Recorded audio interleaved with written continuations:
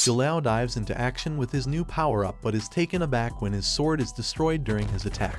He engages in a fist-to-fist fight with the monster, but the battle takes a different turn when the monster, seeming like what transformed, takes his battle stance to the air for an aerial attack. He swings a massive rod-like energy at Jalao that ends up killing him and his HP returns to 0. Jalao wakes up in a room, distorted and confused, seeing that he died previously. He figures out he was still stuck in the game but wondered why he was alive and without injuries as well. A red-haired woman, Saylily, walks into the room which he laid in and after seeing he had woken up, calls for Grandpa Albert. Jalao tells his story to them and how he was killed by a monster. This came as a shock to Saylily, who tells Jalao that Grandpa Albert found him on the brink of death.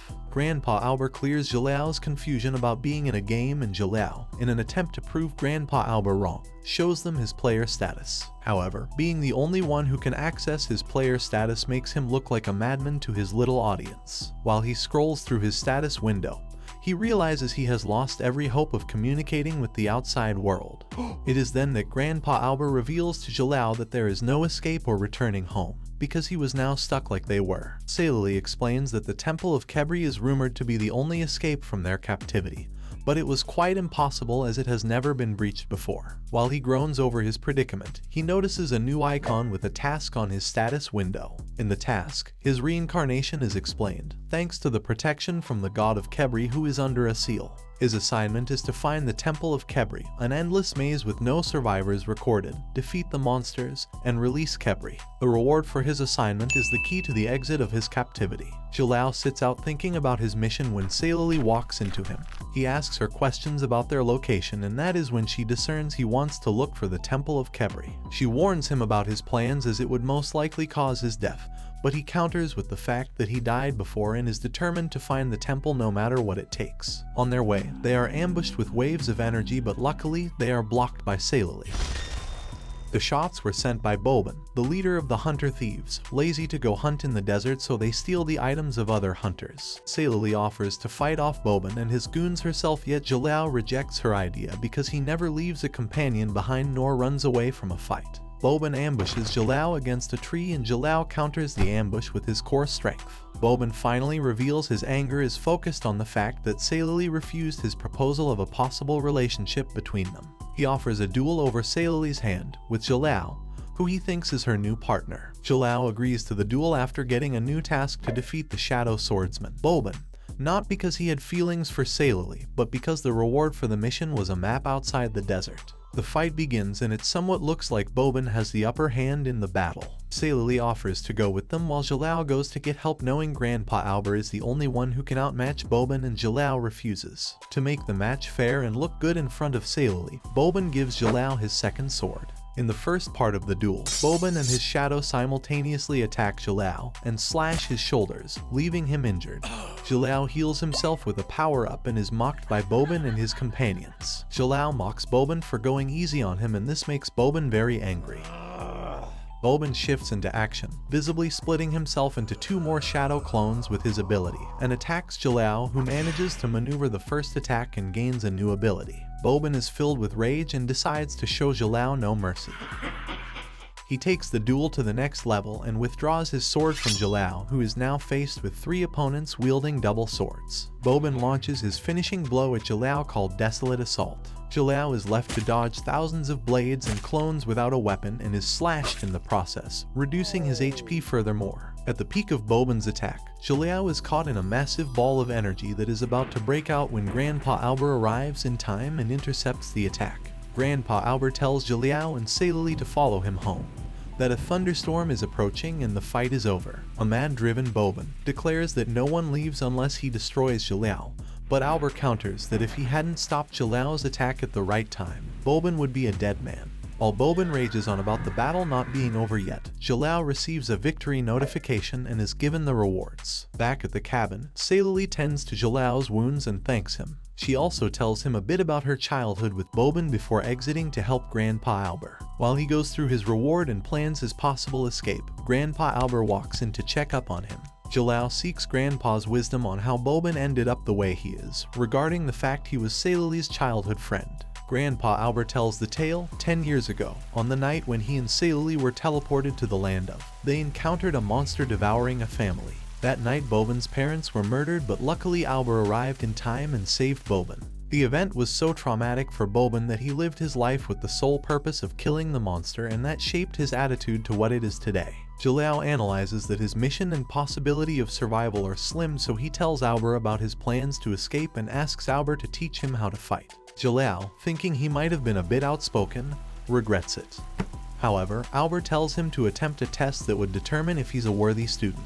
Before Albert leaves that night, he discreetly murmurs within himself about how Jalal's arrival has stirred up his hope.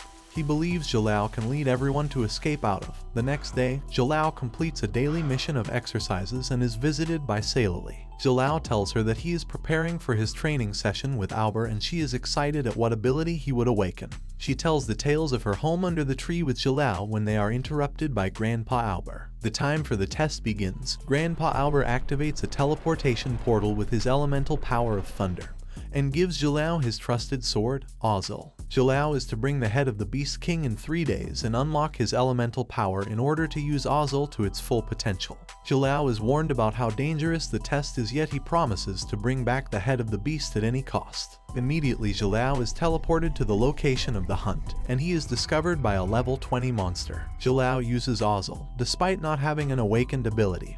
He slices the monster to bits, defeats it, and gains the rewards. Boban, still tormented by his loss to Jalal, is training in a deserted area to get stronger and have his revenge, while Jalal trains in the beast habitat to pass Albert's test. He killed so many monsters that his levels and stats skyrocketed, but is caught in a plight when the system window suggests he uses the hard-earned 15 levels to unlock pharmacy. After his calculations, he finds out that he would need 300 level points to buy the total level upgrades. He ends up spending his level for the pharmacy upgrade and food, now left at level 1 and 60 more hours until his mission expires. Back at the cabin, Sailali asks Grandpa Albert why he let Jalal go into a dangerous place, and he assures her that his sword will alert him if danger arises. Albert's real motive for sending Jalal into the den of monsters was so he could experience firsthand the truth of this world and perhaps give up his resolve to escape. But for some reason, if he can complete the difficult task of bringing back the head of the beast, there might be a chance. As Jalal walks deeper into the habitat of beasts, he encounters a mother and child who look like they've been kept captive. They were the prisoners of a high-level beastman who could control barbaric giants. Jalal confirms that the beastman's level is higher than the monsters he fought previously, yet he assures the mother and child that he'd keep them safe. The first giant attacks and Jalal beats it to a pulp while the beastman, the mother, and the child watch. When the second giant sees his partner's state, he makes a run for it. Jalal ambushes the beastman with a sword to his throat and asks to be directed toward the den of the beastmen. While Jalal is distracted, the beastman sneaks away and holds the mother and child captive, about to slit their throats and suck their blood. Suddenly, he is attacked from both sides by a double force of Jalal and Bros kicks. Jalal is surprised to see more humans in this part of the world. Bros introduces his companions, Faloga and Rachel, who are teleported alongside him. They hold the beastman captive and extract the minor information he knows from him, and he leads them on the way to the den of beasts. Back home, Albert meets up with the council in the town of Delk to discuss an important issue. It is revealed that Albert is part of a plan to please the god of the den, to see that the full village is not slaughtered. Innocent humans who are unaware of the pact are used as sacrifices and are given as a peace treaty to the god of the den. Albert, who is tired of the hypocrisy and pretense they were living in harmony, brings up Jalal's appearance in the meeting as a ray of hope for their escape. Hick, a member of the council, is against Albert's theory of escaping because of a little boy who hasn't awakened yet. He launches his wind powers at Albert, who blocks it with his thunder shield. Jalal, Bros, and Faloga set out with the beastman to its den, while Rachel stays back with the mother and child to guard them. Before they head out, and from Jalal's intel, he finds out some information about Kebri, the god placed under a seal, but what was strange about the situation was that Kebri's temple was on the opposite side of the direction the beastman was taking them, and he wondered what the beastman could possibly be hiding. At the Beast Cave, a new batch of food supplies, humans, are brought for the Beast King to feast on. Just then, a group of heroes arrive at the scene to free the captives. Anagmu, the leader of the group, zaps the Beast King with his ice powers, but it barely does any damage. The Beast King retaliates by levitating Anagmu with a force that seemed to suck his life force. Anagmu ends up exploding into 1,000 pieces, and his group watches in horror. Bros, Faloga, and Jalal arrive in front of the Beast Cave and slaughter all the monsters with great skill. Jalal keeps getting stronger with every giant he slays, yet acknowledges that more work had to be done for him to level up. Now standing at the entrance of the cave, they are unaware of what manner of danger awaits them. That was the end of my Path of Killing Gods in Another World Part 2. Thank you for watching. If you want me to make Part 3, then please comment down below. If you like this video, make sure to subscribe and hit the bell icon so you get our channel's posts as soon as they get published.